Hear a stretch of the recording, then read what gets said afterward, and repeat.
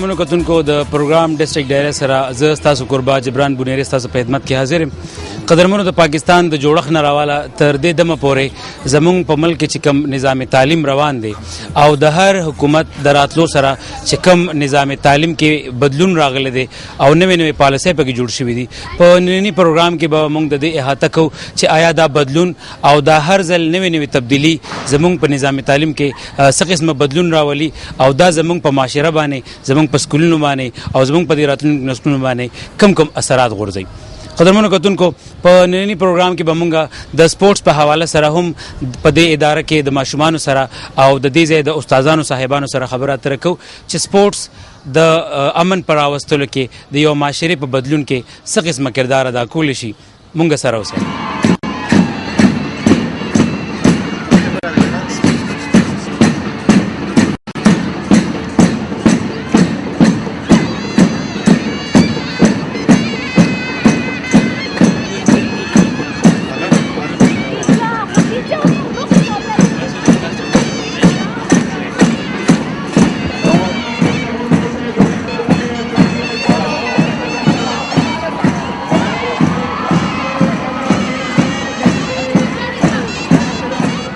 چې دا کوم سیستم دی دا زموږ د ایگزام دا سیستم چې دی نو دا ډیر زیات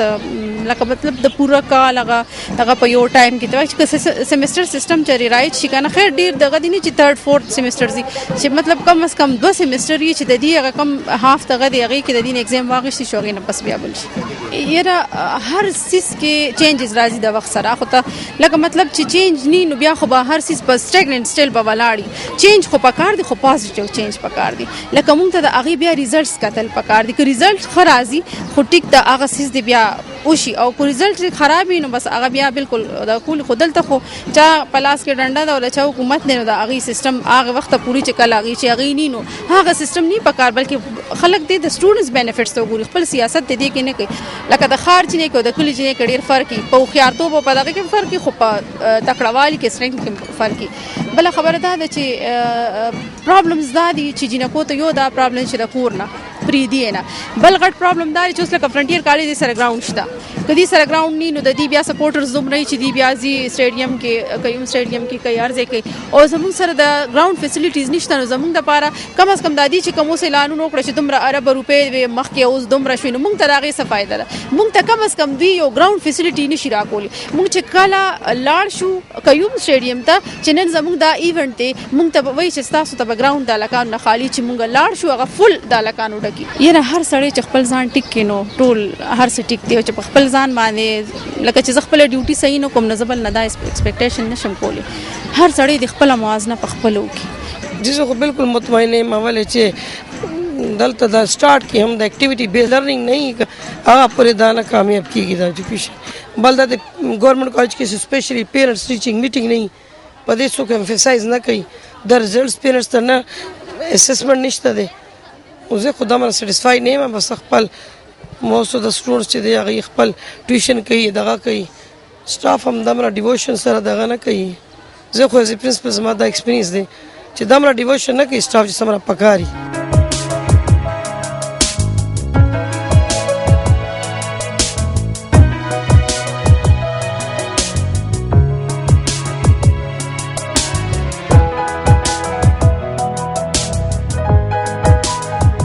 زیاته مسله چې دا موږ ته د خپل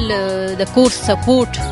پکاري کنه چې د موږ جنټس چې هغه موږ سپورټ کی پلار شو اورور شو بیا ورسته هازبند شو د دې سپورټ زموږ پکاري چې دې سپورټ موږ سره موجود موږ سره موږ ته حاصلي نو بیا مخکې کېدل او ایجوکیشن حاصل او جاب کول دا بیا آسان نشي. او دین علاوه چې که ایجوکیشن ته ګوري به ایجوکیشن پالیسی ته ګوري یا چې د انوایرنمنت ته ګوري نو د غټه مسله موږ ته یو د کنونس مسله ده چې لکه موږ فاټه کې مومن ایجنسی کې نو زموږ سټوډنټ چې دی نږدې نه دي لري ځایونه نه راځي نو موږ سره چې دی کنونس نشته دي د سټوډنټس لپاره سټاف لپاره نشته ډېر سټاف چې دی هغه د پېښور نه راځي لوکل سټاف چې دی هغه ډېر کم دی د سټوډنټس فار فلج ایریاز نه راځي نو کنونس یو غټه مسله شي هغه هرډلی د سټوډنټس د په ایجوکیشن کې یو غټه مسله چې موږ فیس کوو هغه د سټوډنټس فیس کوي. یو ښه پالیسی پکاره شي یو ښه پالیسی ساده شي هغه د هر نوې راتلونکي ګورنمنت چې دی هغه د کنټینیو ساتي او د ګوري چې دا پالیسی چې آی ساده شوی دا صحیح کار کولی شي په دې د امپلیمنټیشن چې پوره طریقې نه وشي نو آیا دا کامیابی دي چې کنه یو ټایم خو ډیولپر کې چې هغه ټایم پوره کی هغه پالیسی هغه نه پد چې هغه کې څه فلاز دی هغه پالیسی کې نو هغه بیا لر کی ټوله پالیسی د خو یکدم نه ختمي کنه دا سپورت چې دی دا لکه کتا سو ګوري نو دا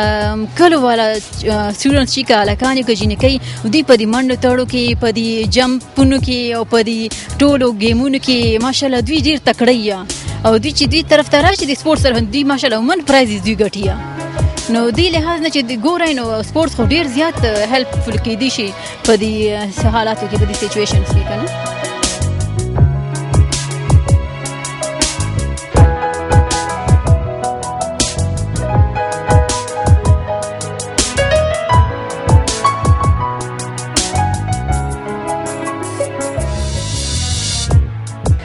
खैबर पख्तूनख्वा को अगर दूसरे प्रोविंसेस के साथ कंपेयर करें तो पिछले तकरीबन आप कहें कि 1 या 10 साल का पीरियड जो है इसमें खैबर पख्तूनख्वा ने बहुत ज़्यादा तरक्की की है।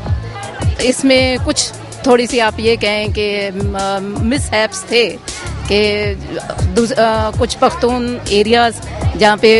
इसके लिए ये लिया जा रहा है कि ये जो है तशद्दुद का गढ़ है, ठीक है ना, तो वो कुछ हालात ऐसे हो गए हैं कि जिसकी वजह से जो है वो ये बैक रह रहा है, ठीक है। तो इसके लिए मैं ये कहूँगी कि जो लोग ये इम्प्रेशन लेते हैं तो उनको चाहिए कि आएँ विज़िट करें। पख्तून तशद्दुद नहीं है बल्कि ये हालात ऐसे हो गए हैं कि जो उसको तशद्दुद के तरफ जो है वो लेके जा रहे हैं, ठीक है। तो इसके लिए मैं ये कहूँगी कि हमारे मौजूदा गवर्नमेंट को भी एक और हमारे जो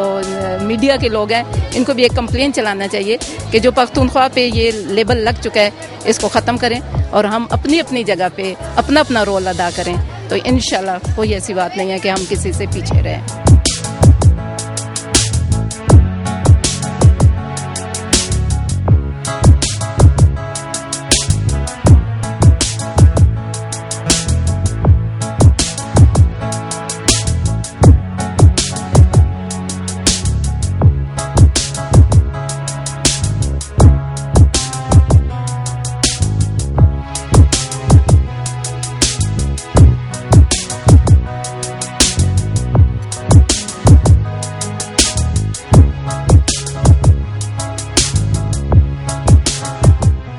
अगर इस एजुकेशन सिस्टम को देखा जाए तो मेरे ख्याल में इसमें काफ़ी ख़राबियाँ भी हैं, खामियाँ भी हैं। इसमें हमारा अपना पार्टिसिपेशन भी है क्योंकि सिस्टम बनाने वाले हम खुद ही हैं। तो सबसे पहले अपने अपनी खामी को दूर करना है। बीइंग अ टीचर मेरी अपनी रिस्पॉन्सिबिलिटी जो है मुझे वो पहले सही करनी है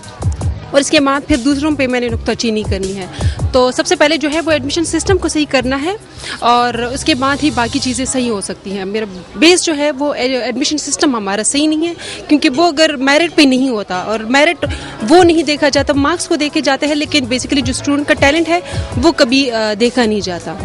अगर कुछ चीज़ों में देखे जाए मेरे ख्याल में अप टू डेट होना ज़रूरी है। कुछ जैसे कि हमारे साइंस सब्जेक्ट से रिलेटेड है तो वो साइंस सब्जेक्ट में अगर आप अप टू डेट नहीं रहेंगे तो दुनिया के साथ नहीं चल सकते। लेकिन कुछ हमारे ऐसे सब्जेक्ट हैं कि जिनमें हर वक्त तब्दीली जो है वो काबिल बर्दाश्त नहीं होती। तो मेरे ख्याल में ये है कि हर गवर्नमेंट के साथ ये पॉलिसी जो है वो चेंज नहीं होनी चाहिए। हाँ, अगर ये है कि एग्जामिनेशन सिस्टम जो है वो सही हो, कुछ इस तरह के एडमिनिस्ट्रेशन हमारा सही हो, क्योंकि बेसिकली जो मैंने वीक पॉइंट नोट किया है वो हमारा एकेडमिक साइड तो बिल्कुल सही होता है लेकिन एडमिनिस्ट्रेशन पॉइंट ऑफ व्यू से एजुकेशन सिस्टम बहुत वीक है क्योंकि जितनी भी एडमिनिस्ट्रेटिव है वो हमारे एडमिनिस्ट्रेशन साइड पर चले जाते हैं और एजुकेशन साइड पर कोई भी एडमिनिस्ट्रेशन पॉलिसी जो है वो सही नहीं है। तो बेसिकली एडमिनिस्ट्रेशन साइड हमारी वीक है तो उस वजह से एजुकेशन बिल्कुल ही पीछे रह गई है। बहुत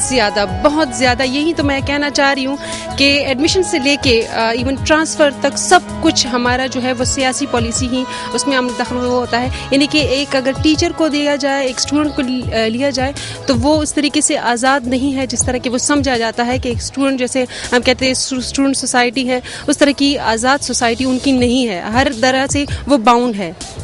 तो एक दायरे में रह के उनको काम करना पड़ता है। और अगर उनको एक फ्री माहौल दिया जाए, एक टीचर पे ये रिस्पॉन्सिबिलिटी ना हो या ये उस पर ये रिस्ट्रिक्शन ना हो कि आपने अगर ये बात की तो इसके वजह से आप कोई ये कानून जो होगा वो लागू किया जाएगा तो मेरे ख्याल में वो फ्रीली अपनी इंडिपेंडेंटली अपनी सही तरीके से रिस्पॉन्सिबिलिटी जो है वो निभा सकता है। स्पोर्ट्स के बारे में मैं तो यही कहूँगी कि ये पॉजिटिव एक्टिविटी है, होनी चाहिए, क्योंकि जितने भी लोग इंगेज रहे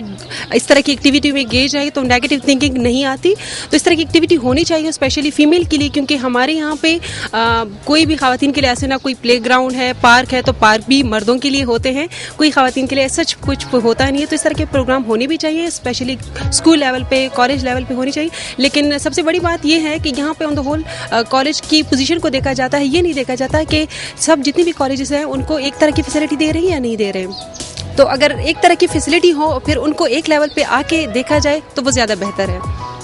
मैं तो यही कहूँगी और ये मेरी कोशिश है और मैं इस पे यकीन भी रखती हूँ कि सबसे पहले मैंने अपनी रिस्पॉन्सिबिलिटी निभानी है, अपने अंदर की खामियों को दूर करना है, फिर इसके बाद दूसरों की खामियों पे मैंने नज़र रखनी है और उसकी दूसरों की खामी को उसको बताना है कि आप में ये खामी है और उसको दूर करना है। लेकिन सबसे पहले जो ज़रूरी है वो अपनी रिस्पॉन्सिबिलिटी है, अपनी रिस्पॉन्सिबिलिटी को being a teacher, being a Muslim और बीइंग अ ह्यूमन, कि मैंने अपनी रिस्पॉन्सिबिलिटी को पहचानना है और उसको निभाना भी है। ये नहीं कि हर एक पे नुक्ताचीनी आप करते रहें कि हाँ जी आपने ये गलत काम किया, इससे बेहतर ये है कि वो काम आप सही खुद कर दें।